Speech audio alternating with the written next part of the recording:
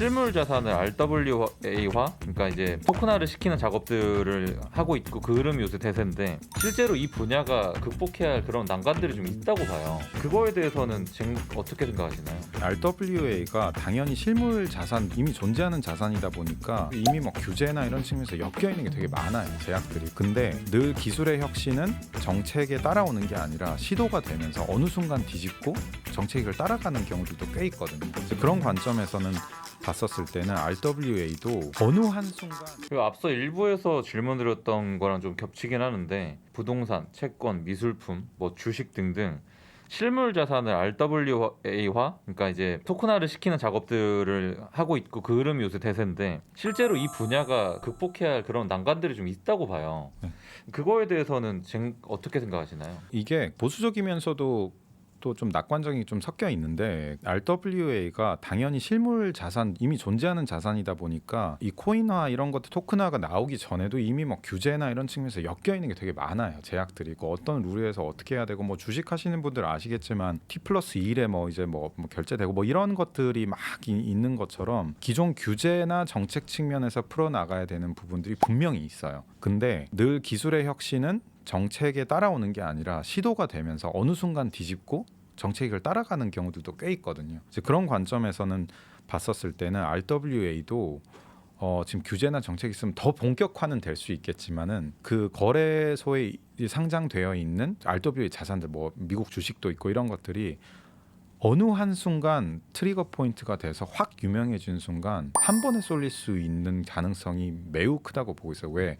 애초에 시장 자체는 굉장히 큰 시장인데 규제나 이런 것들이 걸려 있어서 못 하고 있지만 그게 알려지기만 한다면 그거에 몰리는 사람들의 성향은 굉장히 강하게 보일 거라서 그 측면에서는 저는 뭐 RWA는 너무 불리시하게 볼 것도 없지만 RWA 섹터 중에서 잘하고 있는 곳들을 그 중에서 뭐 한두 개든 뭐 두세 개든 픽을 해서 조금 더 중장기적으로 들고 있으면은 분명히 이제 좋은 것들이 이 기회들이 올 거다라고 생각합니다. 저도 그 예전에 그 웹2 그리고 스타트업을 했다고 말씀드렸는데 그때 그 봤을 때 가장 중요하게 봤던 게 뭐냐면 이 시장의 파이를 고민했던 것 같아요.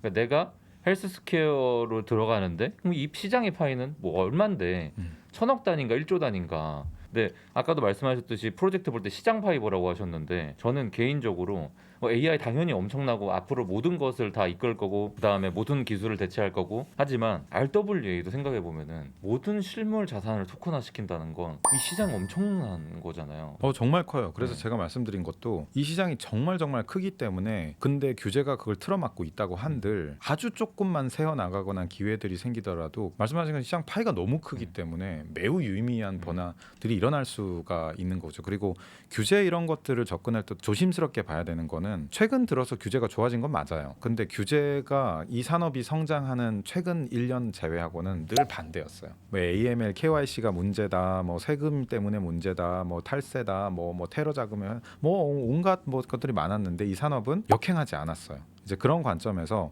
규제가 있다라고 산업이 못 크지 않기 때문에 그런 관점에서도 RWA가 규제가 허들이긴 하지만 이 시장이 유용성이 좋으면은 유저들은 분명히 생겨나고 그게 매우 폭발적으로도 생길 수 있기 때문에 눈여겨 보셔야 되는 섹터다라고 말씀드리겠습니다. 네, 어느덧 이제 또 막바지 질문에 다가왔는데요. 쟁글의 데이터와 분석을 바탕으로 올해 하반기 비트코인 가격 12월 달 가격 얼마인가요?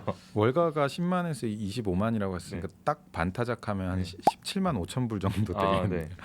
뭐 그건 농담이고 네. 공격적으로 본다라고 하면은 뭐 그 방금 얘기했었는 뭐 17만에서 뭐 한 19만 20만 그 사이 정도까지는 한 최소한 뭐 안정적으로 안착은 못하더라도 충분히 트라이는 할 것 같아요. 이 예전에 저희 회사 좀 오래됐다 보니까 한 4년 전인가 5년 전인가 저희 이제 회사 이제 리서치 센터장으로 이제 뭐 그 KP라는 분이 있는데 이제 그분이 그 한화 자산운용사랑 같이 리포트를 냈었어요. 네. 비트코인이 대중화되면 가격이 어디까지 올라갈 수 있을까에 대한 걸 낸 적이 있었는데 그때도 유의미하게 조금만 들어오더라도 30만 뭐 정도까지는 갈 수 있다 이런 얘기들이 있었는데 그게 뭐 1, 2년은 아니었었기 때문에 그런 관점에서 지금 모멘텀과 이런 것들이고 금리도 내려가고 그런 것들이 올라온다라고 하면 지금보다 한 몇십 프로 정도의 상승 여력은 있기 때문에 한 그 정도 한 200K 밑에 20만 불 하단의 어딘가에서 그 근방에서까지는 찍어볼 수 있지 않을까라고 비공식적으로 네. 이렇게 전망을 해보겠습니다. 그리고 또 그 나오는 게스트분들에게 한 번도 빠짐없이 공통적으로 드리는 질문 중 하나인데 10년 뒤에 비트코인 가격 얼마를 예상하십니까? 제가 어떤 그 저명한 네. 그 유튜버 분의 책에서 봤는데 한 15억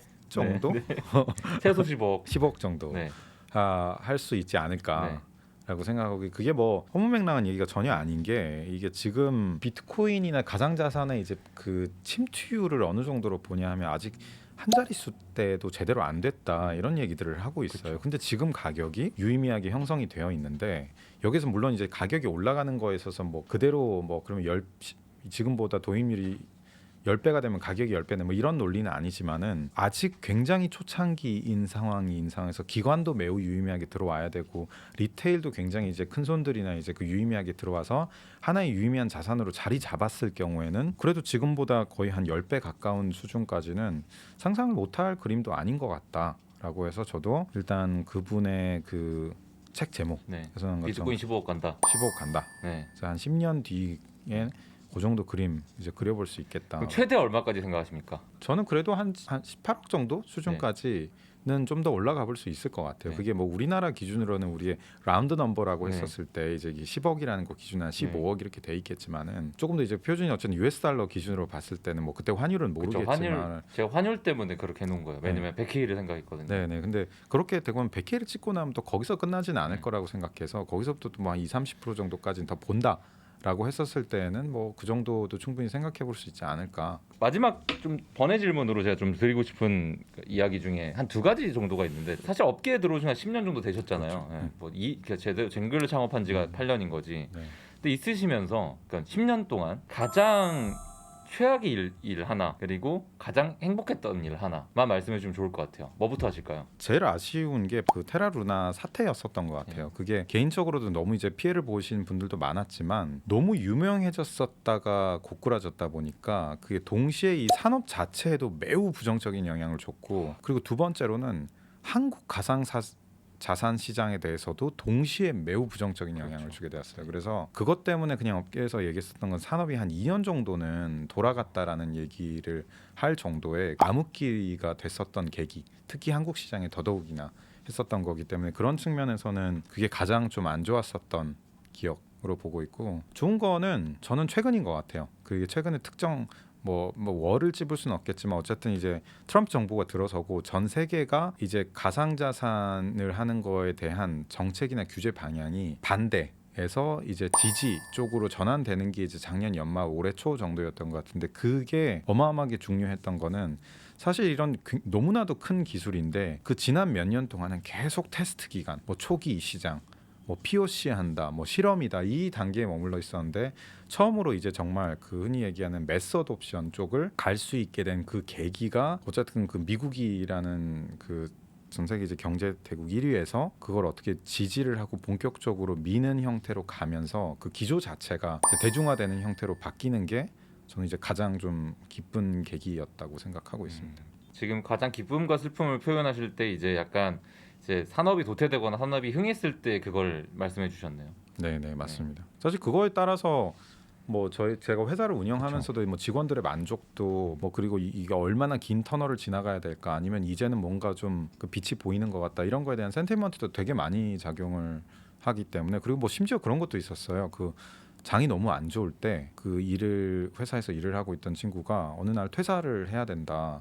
그런데 아니 결혼 준비하다가 갑자기 왜 퇴사를 하냐 하니까 장인어른이랑 얘기를 하는데 그런 도박 산업에 있으면 나는 내 딸이랑 결혼을 허락을 못 하겠다 해서 그 친구도 좀 불가피하게 이직을 했었어야 됐었던 경우들까지 보면서 아 이게 직원이나 열심히 하는 친구들한테도 그냥 열심히 하는 걸 떠나서 그런 좋은 글씨까지도 생각을 해야 되는 업이었구나에 대해서 그런 때를 돌이켜 보면은 뭐 지금은 정말 많이 좋아진 때다.